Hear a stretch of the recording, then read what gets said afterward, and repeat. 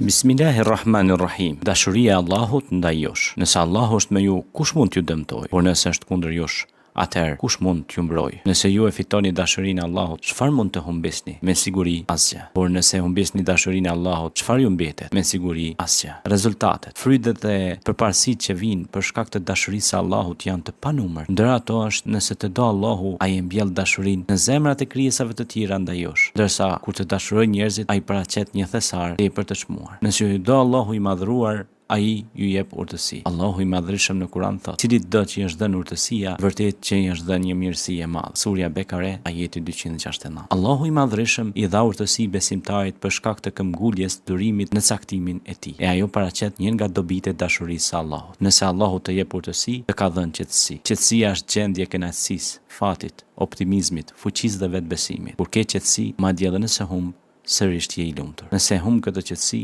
do të jesh i palumtur, madje edhe sikur ti kesh të gjitha gjërat. Njeriu mund të jepet shumë pasuri, shëndet, fuqi, inteligjencë, por pa urtësi. Në atë rast ai është i pakënaqur. Prandaj Allahu tha: "Allahu jep shëndet, zgjuarsi, pasuri dhe bukuri shumë krijesave, por qetësinë absolute vetëm besimtarëve." Nga shenjat e dashurisë së Allahut ndaj teje është që të jep kënaqësi, të jesh i kënaqur me gjendjen, situatën, rrogën, familjen dhe fëmijët. Kënaqësia është shkak i fatit, ndërsa besimtari është gjithmonë i kënaqur. Qetësia është një prej shkaqeve të kënaqësisë të njeriu. Ai është shkak i dashurisë së Allahut. Gjëja më e mirë për ju është të doj Allahu, krijuesi i qielleve dhe tokës. Të doj ai në duart e të cilit është shëndet. Familja jote është pra dhe fëmijët e tu. Të doj ai në duart e të cilit është jeta, vdekja dhe furnizimi. Kullun men alejha fan wa yabqa wajhu rabbika dhul jalali wal ikram. Çdo gjë do të marrë fund dhe do të mbetet vetëm krijuesi yt. Andaj ai është që të dha shumë të mira. Falenderoje, falenderoje sa ai të don ty.